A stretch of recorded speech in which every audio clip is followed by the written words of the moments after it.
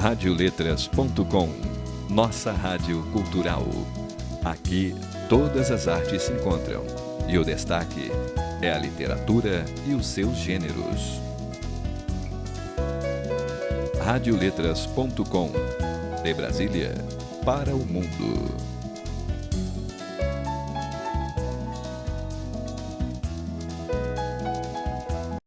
Meu nome é Júlio Castelo Branco, eu sou escritor.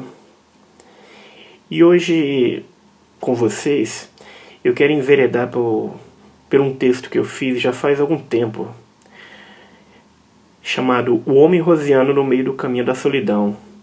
É uma leitura de A Terceira Margem do Rio, de Guimarães Rosa, do livro Primeiras Histórias, um livro de conto excelente, maravilhoso. Mas eu começo o seguinte, eu começo com uma pequena pergunta. Você chegou a existir? Aqui, ao analisar esse conto, A Terceira Margem do Rio, eu quero basicamente perguntar como os personagens principais da história, o pai e o filho mais velho, enveredam-se em uma travessia peculiar e decisiva, cujo único destino possível, no caso do pai, o levará para uma existência autêntica, em consonância com a vocação mais profunda da alma humana, a autoinvenção e a superação dos próprios limites. Esses limites a serem superados pelo homem rosiano não surgem de lugares comuns, dos caminhos simples que nada tem a dizer da profundidade real de se existir, mas sim do que se esconde na alma, do que se cala na margem solitária do seu próprio vazio, e que por isso é abissal, intenso e belo. Desse modo, eu abordaria aqui a questão da solidão e do silêncio dos personagens rosianos, especificamente no conto A Terceira Margem do Rio. Mas, contudo, não a vulgar solidão ou típico silêncio do homem comum que, por vezes, se perde em suas reflexões pueris diante dos problemas da vida, mas de todo tipo de solidão, ou seja, da mais profunda, da que às vezes emerge da alma, como aconteceu ao personagem central do conto, o pai, levando o indivíduo a um silêncio repleto de significado, cuja grande certeza que se tem é que a terceira margem, até então desconhecida, o impele para a travessia vital do mero sobreviver para a vida, um puro fluxo do devir. Mas a grande questão é que essa travessia, onde o silêncio e a solidão transcendem como um louvor à vida, parecerá insana ao restante da família. A decisão do pai deixará um rastro de perguntas que o filho, se desdobrando em personagem narrador, ele vai tentar entender e, quem sabe, vislumbrar algumas respostas. Acontece que na história rosiana, esse narrador também encontra-se à beira do seu próprio precipício, enxergando como alternativa à sua libertação esse doar-se sobremaneira, ao contar o que vê. É como diz a teórica literária Maria Faria.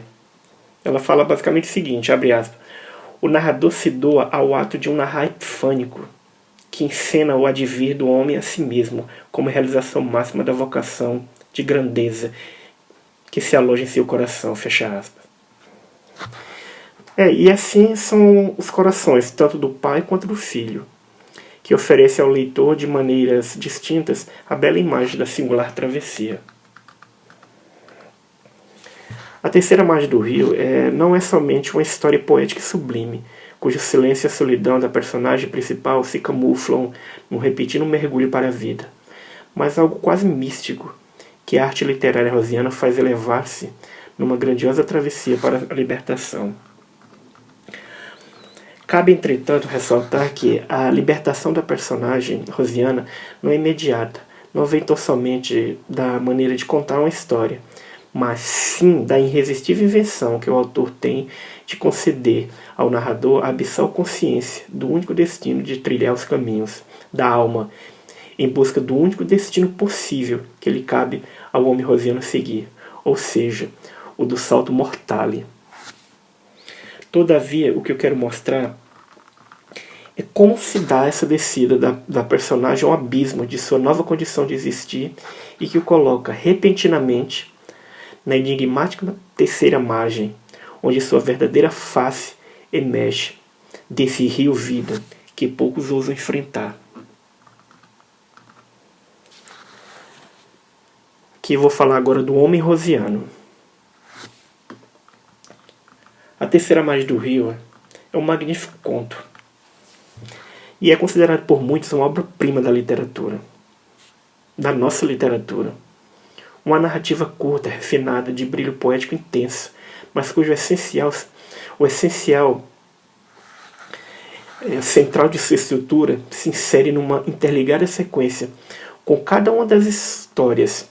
E preste atenção, história com S, na obra Primeiras Histórias, fazendo com que a pergunta central, que eu fiz há pouco, você chegou a existir?, seja respondida e perguntada de novo, invariavelmente pela próxima história do livro, a mesma pergunta, porém sempre nova, peculiar e única.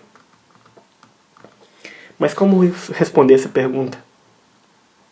Em qual momento podemos dizer que a grande existência enfim aparece, cheia de vida, como uma regeneração para a liberdade ainda por vir? É por meio dessa indagação que a narrativa rosiana irá enveredar, criando assim novos questionamentos sobre o autêntico existir.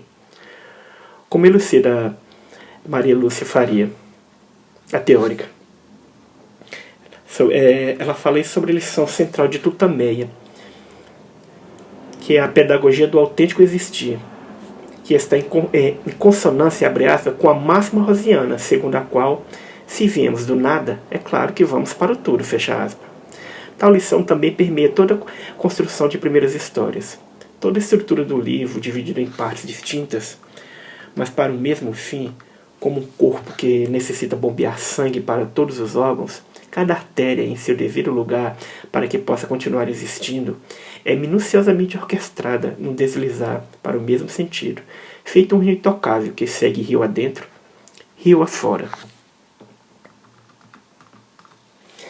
Essa imagem nos remete à passagem da unidade para a multiplicidade, como se o uno e o múltiplo regessem essas histórias, ou seja, uma fonte da qual todos têm conhecimento de sua origem e de onde advém o néctar da vida, água, inesgotável e abundante, se doando aos rios que por ela se cruzam. Depois a árvore, que mesmo com suas raízes ocultas, rígidas, contém o essencial de sua existência, e de tudo que se mantém atrelado a ela, raiz, pois apesar de sua imobilidade sempre presa ao chão, há em tudo que nela circunda uma multiplicidade de vida e movimento, para que todos os elementos que compõem a sua estrutura sejam dependentes dela, em um movimento cíclico, como acontece em Primeiras Histórias. Mas como essa dependência se dá? Que transposição de sentidos, sementes, que faz com que essa árvore poeticamente frutífera, que é a obra rosiana, desenvolva-se num uno e num todo magistralmente? Isso acontece porque as histórias rosianas do homem simples, entre aspas, características, quem sabe, popularmente vulgar a um olhar incauto, que pouco vislumbra a essência do ser, há geralmente uma força que faz com que esse homem ultrapasse a barreira do limiar cotidiano humano, comum em seu viver. E com a moeda da coragem no peito ou na alma, esse homem pode dizer, agora sim, vá ao encontro das águas de finitude, da morte, como explica Gaston Bachelard, o crítico literário. Ele diz mais ou menos o seguinte, abre aspas, o complexo de Caronte, o complexo de Ofélia, ele diz nesse livro, no Complexo de Caronte e Complexo de Ofélia, o capítulo de sua obra A Água e os Sonhos. Ele fala mais ou menos o seguinte, o ataúde, nesta hipótese mitológica, não seria a última barca, seria a primeira barca. A morte não seria a última viagem, seria a primeira viagem. Fecha aspas. Em outras palavras, o homem pode se haver com a tão esperada catábase, ou seja, pode fazer a transposição do último horizonte que envolve todo campo da existência comum, momento esse sublime, na prosa de Rosa. Como diz Maria Lúcia Guimarães, sobre catábase, explicando aqui o que é a catábase. Propriamente Cataba significa descida. Usa-se, porém, com significado mais restrito de descida aos infernos. Vejam bem, descida aos infernos. Acesso ao reino dos mortos, situado nas profundezas da terra, cuja entrada é franqueada a apenas alguns mortais. É nesse sentido de transcensão dos limites em que se exerce a experiência do homem demasiado humano, seja viajando ao horizonte extremo ou abismando-se na própria interioridade mítica, que a catábase, ou seja, descer aos infernos, se apresenta no cenário das primeiras histórias. E a respeito desse engrandecimento humano que primeiras histórias traz a magnitude de vida experimentada por cada um de seus personagens. O caos silencioso do chegar a existir, mas que exprime na imprevisibilidade da vida aquele sentimento máximo, apesar de toda a dimensão solitária da esperada descida, que de uma forma ou de outra está presente, oculto, em sua forma de ser, em todos os seres. Amor. O amor. A única sequência que vigora certa é a do amor, porque se agencia em consonância com uma providência oculta e misteriosa que orquestra em sinfonia os acasos, de modo a deles extrair o rumo certo que lá está, mas se desconhecia. Como diz a crítica literária, Faria. Bem, mas continuemos. Mas esse amor em primeiras histórias também faz parte de um todo. Também configura interligado numa sequência extremamente bem elaborada entre cada uma das histórias, formando assim um miolo do livro. Amor versus nada, igual a catábase, igual a vida. Neste enredo harmônico entre sentimentos e decisões, as personagens do livro vão se preparando para a única condição verdadeiramente humana que lhes cabe trilhar: o salto ao nada, como acontece ao pai em A Terceira Margem do Rio. Para com isso chegar a ter vida. Para que se possa existir é preciso necessariamente experimentar a inerente vertigem presa à alma do homem, se entregar ao seu pasmo e ao seu delírio para assim empreitar a descida ao nada. Catábase aos infernos, como disse anteriormente, em busca de liberdade e beleza. Albert Camus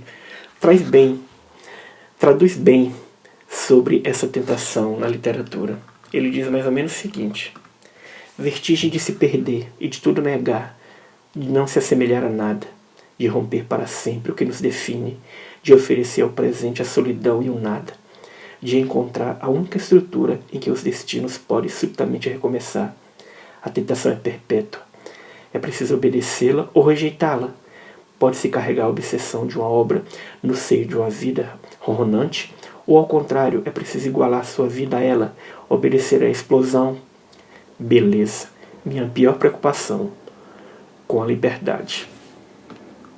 Camus era fantástico. Nesse sentido, se tomarmos o que Camus diz sobre a criação literária, podemos falar que Guimarães, em sua obra, também faz nascer a explosão, permeia beleza em cada uma de suas histórias, tirando o narrador, o homem sertanejo, de sua zona de conforto e o levando rumo à liberdade. O sertanejo a que Rosa faz menção está longe de ser apenas aquele que se refere ao homem do campo, regionalista, mas um homem profundamente em busca de seu próprio interior. Falarei agora da travessia para a solidão. O rio dos homens quase sempre corre igual, inalterado, do mesmo jeito, no amanhecer de cada dia. Poucos têm o gesto grandioso, e por que não dizer arriscado, de buscar um rumo diferente nele, de chegar à margem não vista, onde existe a profundeza desconhecida. Em A Terceira Margem do Rio, Guimarães Rosa nos apresenta essa margem, esse lugar onde um pai de família, homem calado e cumpridor de suas obrigações, decide buscar, sem nenhum alarde ou mesmo explicação, a travessia libertadora, porém árdua. Já o filho, como uma forma também de se libertar, decide narrar a travessia do pai. dizer da ruptura que ele fez de seu existir. Como diz Maria Lúcia Guimarães, abre aspas, o pai realiza com este ato uma ruptura radical com toda a sua vida pregressa e, sem nada dizer, embarca numa viagem sem volta, que passa a constituir o seu próprio existir, fecha aspas. E é nesse inesperado existir a que se propõe a personagem, ou seja, o aparecimento do homem renovado, e percebemos também a ruptura rosiana do narrador convencional, do narrador que antes dizia apenas das sagas cotidianas da vida, sendo que Rosa, mesmo indo ao encontro da personagem simples, silenciosa, cumpridora de suas obrigações de pai, abre aspas, não figurava mais estúpido nem mais triste do que os outros, conhecidos nossos, só quieto, fecha aspas. Trecho do livro. Coloca em cada relato do filho tudo aquilo que o aturde por dentro, na margem que considera correta e segura do seu próprio existir. É certo que a compreensão do leitor, ao ver a atitude do homem se entregando à terceira margem do rio, também é uma travessia infinita. Acontece que, como foi dito, cumpre a narrativa de Rosa, que perpassa a barreira dos acontecimentos banais e previsíveis, desqualificar qualquer primeira impressão, cumpre fazer com que o banal aqui, na história que o leitor atento terá de enfrentar, realizando sua própria travessia, seja sublime e também grandiosa em sua dimensão, embreando-se por caminhos profundos. A alma do homem corajoso decide enfrentar a correnteza do rio Vida, ou tão somente a divina travessia, vida, morte, vida, como explica Ronald Mello, grande teórico. Ele diz mais ou menos o seguinte, abre aspas, o rio cujo incessante fluir simboliza a coalescência divina e a travessia em que a existência do homem se apresenta e se representa, descobrindo-se e iluminando-se. Fecha aspas.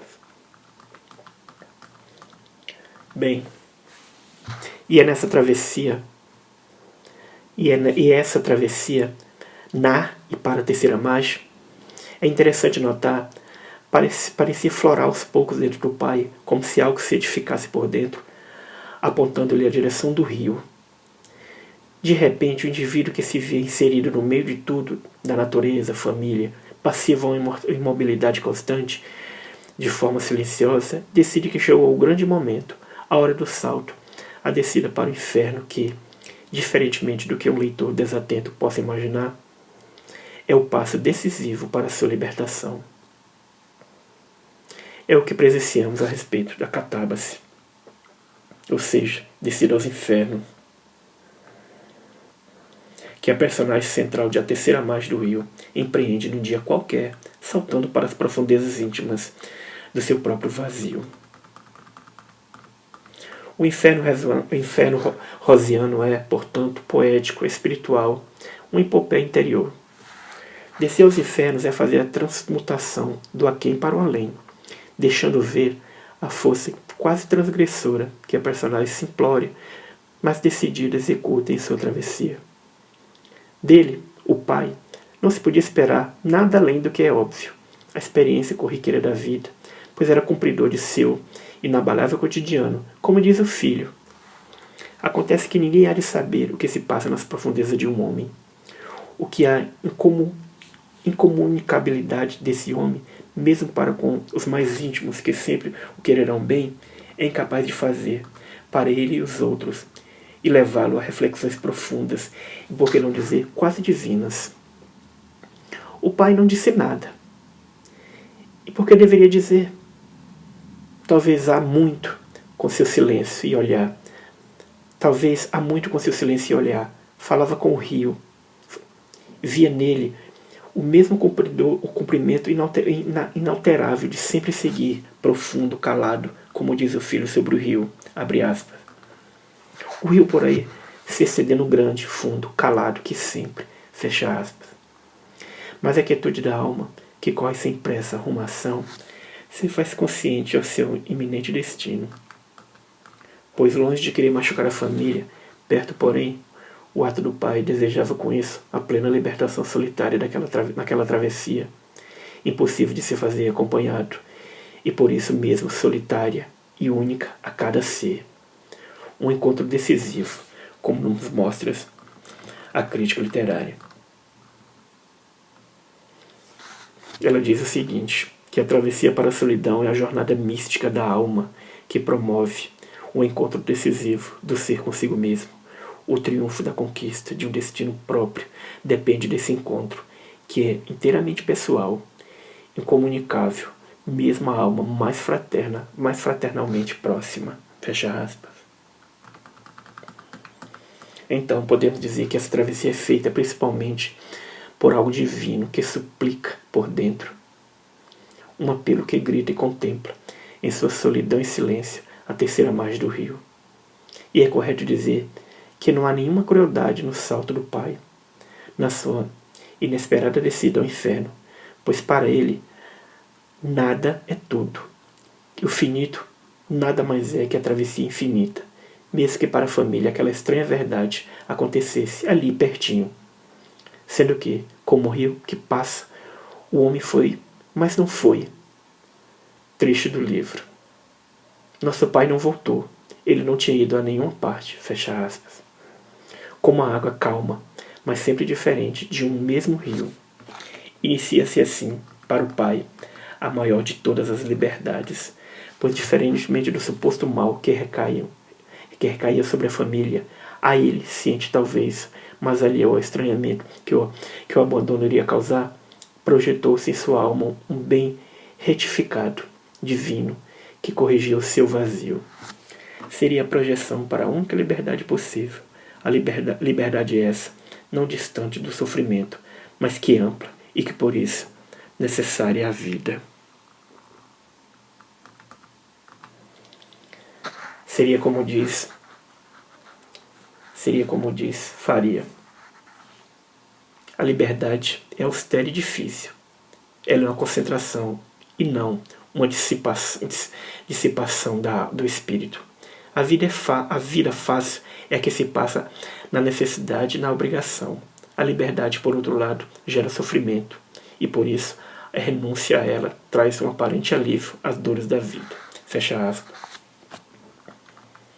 Se era aquela renúncia austera e que trazia sofrimento a todos, a liberdade que o pai havia escolhido não houve outro jeito à família, porque jeito algum, em sua inconformidade, nenhum deles daria, a não ser se acostumar com a estranha liberdade do pai.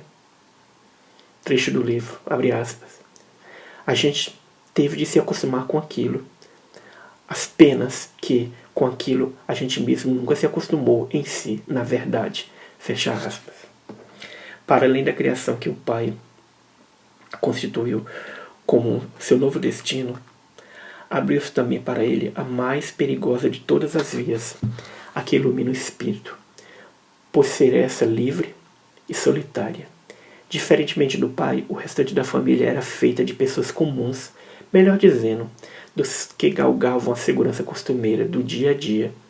Talvez um dos filhos, o que algum conhecido diria.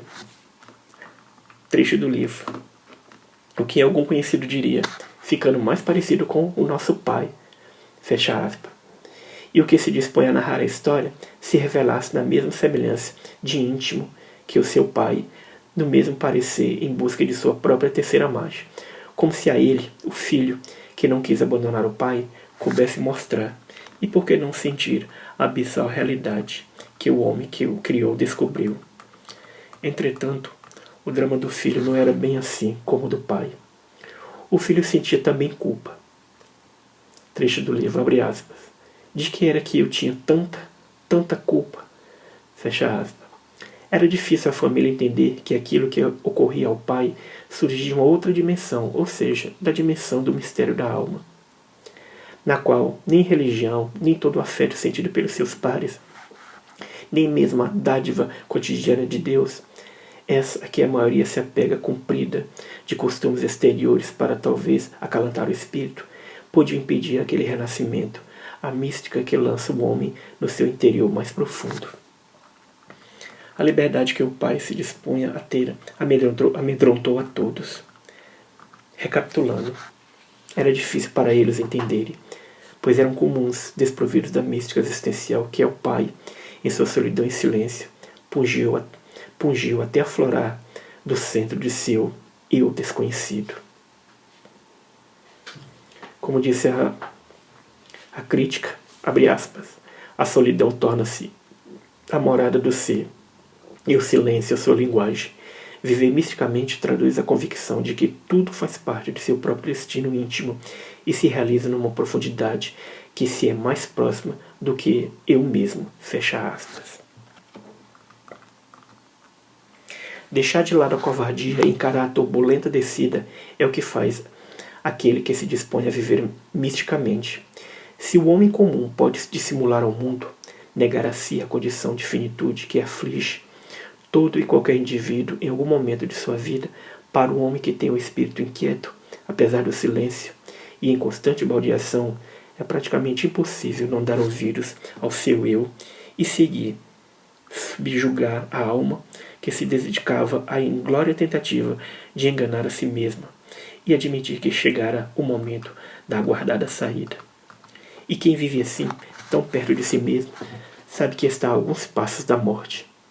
Enxerga as suas margens, contempla o longo rio, que um dia formarão um só corpo. Sendo assim, longe de buscar o socorro, a fútil palavra que ao simples talvez confortasse, para ele, completamente liberto em sua solidão, resta aportar onde nenhuma palavra de conforto pisou, pois aquilo que é vivo transforma-se ainda mais durante a travessia desse rio. Pois, como disse Riobaldo em Grande Sertão Veredas, abre aspas, o real não está nem na saída nem na chegada. Ele se dispõe pra gente é no meio da travessia, fecha aspas. E nem são tão importantes assim as margens desse rio, mas sim atravessá-lo, vencê-lo para a nova vida. Porque ao final, vejamos com isso a travessia do Pai, a terceira margem alcançada levará a um único destino, pois como não atravessamos tal rio duas vezes, o rio a que o Pai se lançou é sempre um novo rio, em um constante devir. E como o homem que ultrapassou o último horizonte, corajosamente, o que lhe resta então é morrer para finalmente existir. Abre aspas, como diz a crítica, porque empreender a travessia para a solidão significa morrer. Entretanto, quem se furta a morrer não chega a existir, fecha aspas. Acontece que se dignar a morrer numa morte diferente e não física, como fez o Pai em A Terceira Margem do Rio, e continuar longe ao lado, é coisa complicada demais para os mortos da família incrédula que permaneciam vivos, como dizia o filho. Trecho do livro. Abre aspas. Se ele não se lembrava mais, nem queria saber da gente, por que então não subia ou descia o rio para outras paragens, longe, não no encontrável? Só ele soubesse. Fecha aspas. Mesmo com tal questionamento, algo pungia dentro do filho, sendo ele o que se propôs a narrar o inenarrável, dizer o indizível e contar a história do Pai. Polia então suas palavras com todo cuidado na intenção de querer compreender aquela partida do homem querido para a terceira margem do rio. Margem essa, sabia o filho, ele próprio desconhecia. Mas como o pai, só diferente do mutismo dele, o filho também persistiu, acomodou-se em seu canto, com as únicas bagagens possíveis que podia seguir. Trecho do livro, abre aspas, eu permaneci com as bagagens da vida, fecha aspas. Bagagens que carregaram até o fim toda a vontade do mundo dentro delas. Pugia dentro do filho o desejo de trocar sua fala pelo silêncio do pai, mas, por razão da vulgar consciência, abre aspas, eu estava muito no meu sentido, fecha aspas. O seu tosco desejo não lhe foi suficiente para expandir-se naquela verdadeira linguagem a que o pai há muito alcançou, o místico silêncio. E se jogasse a terceira margem do rio, a conquistar um horizonte que ninguém nas margens comuns é capaz de enxergar, deve expressar um novo sentido ao leitor. Foi-se embora a irmã, o irmão e finalmente a mãe. Pudesse entender o pai o que todos levavam no peito, sentido depois de tanto labutarem por ele, por nada, teria ele então prosseguido? A única resposta adequada para esse questionamento encontra-se na profundidade da alma do pai, pois foi sua decisão, apenas dele dependia a travessia. Coube a ele revelar, por consciência ferida, ou outra inquebrantável exposição, o porquê do salto, e o filho mais velho tanto esperou que isso ocorresse. O belo horizonte a que a terceira margem do rio insere o leitor. O leitor seria destituído também de sentido. Não importa querer entender ou resposta adequada para o impenetrável silêncio do pai. Entre a família, o filho foi o que, desde o começo, tomou ciência disso, pois longe do mutismo vulgar, silêncio destituído de códigos a fim de não revelar um segredo por pura satisfação, havia no pai um calar quase divino. Era a força do abismo que ele buscou na grande travessia e que se fez refletir na imagem do homem que deixa de existir, consciente que ao chegar à terceira margem encontrará a vida. Consciente que a terceira margem encontrará a vida. Acontece que a morte real, concreta, aos poucos ia mostrando a sua face, tanto ao homem da terceira margem quanto ao filho. De fora da terceira margem, onde o padecer dos homens trazia sofrimentos e questionamentos diferentes, o filho lutava com o não entendimento do transcender do pai. Abre aspas, trecho do livro. Eu sofria já o começo de velhice. Esta vida era só o demoramento. Eu mesmo tinha achaques, ânsias, cá de baixo, cansaços, perreguices de reumatismo. E ele, por quê? Devia de padecer demais. Fecha aspas. E o começo da velhice para ambos significava que chegara o momento de mais uma decisão. Se o filho decide narrar a história, é também porque sobre ele recaiu a decisiva questão: saltar para a vida ou continuar sem saber se chegou a existir. Daí ressaltar ele, abre aspas. Chamei umas quantas vezes e falei o que me urgia, jurado e declarado. Tive que reforçar a voz, fecha aspas.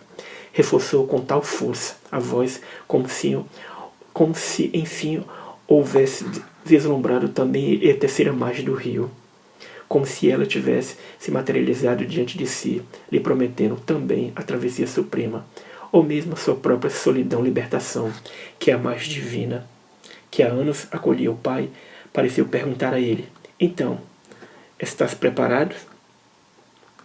Que outro modo de respondê-la teve, a não ser dizer, abre aspas, texto do livro: pai, o senhor está velho, já fez o seu tanto, agora o senhor vem, não carece mais. O senhor vem e eu, agora mesmo, quando que seja, a ambas vontades, eu tomo o seu lugar do senhor na canoa, fecha aspas. Mas como a água do rio, que repentinamente baldeia, assanha-se num turbilhão inesperado, que ninguém sabe ao certo de onde veio e onde vai dar, o filho parece espiar dentro de si após aquele chamamento. Algo havia sido rompido depois de tantos anos. Fecha, abre aspas. Somente quem está preparado para tudo pode ir até o fundo da sua existência e transfigurar-se. Fecha aspas. Foi aí que ele se deu conta que não podia. Ao ver que o pai o havia escutado, ficado de pé, abre aspas, manejou remo na água, proava para cá, concordando, fecha aspas. A margem que via distante durante anos aproximou-se fazendo menção de que agora seria sua vez. Tremeu dos pés à cabeça, porque o pacto entre a trindade, margem, pai e ele, finalmente tinha sido rompido, como se a profundeza do rio, ou a terceira margem que o pai habituou durante anos, vindo agora buscá-lo, abreviasse ainda mais a sua vida, que mesmo rasa, ou talvez por isso mesmo, era conhecida e fácil. Abre aspas. Corri, fugi, me atirei de lá, fechado. Foi o que lhe coube fazer. Não adiantou a ele aquele amontoado de anos perdidos, ali, sempre presente, acalentando a alma e a outra vida do pai. Colocado à prova, faltou-lhe coragem. Nunca aflorou dentro do peito o que no pai transcendeu desde que entrou na canoa e partiu a um existir sublime e místico. É verdade que o medo sincero é coisa dos homens, mas também é verdade que a única liberdade sincera, a que dispensa o sentimento do outro por simplesmente saber que vem do rio da alma, e este é sempre intransponível. Essa liberdade é conquistada com a profundidade do mundo, com a coragem que o grande homem tem de saber que nunca é tarde para se entregar de uma vez por todas ao seu próprio existir, pois quando existe demasiado silêncio, sobra significado. No fim, o filho sabia quem era. Abre aspas. Sou homem. Depois desse falimento, sou o que não foi, o que vai ficar calado. Sei que agora é tarde e temo abreviar a vida nos rasos do mundo. E aqui termino o artigo sobre a terceira margem do rio de Guimarães Rosa, no livro Primeiras Histórias.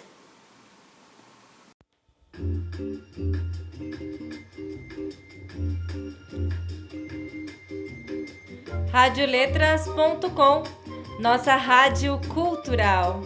Aqui todas as artes se encontram e o destaque é a literatura e seus gêneros. Radioletras.com, de Brasília para o mundo.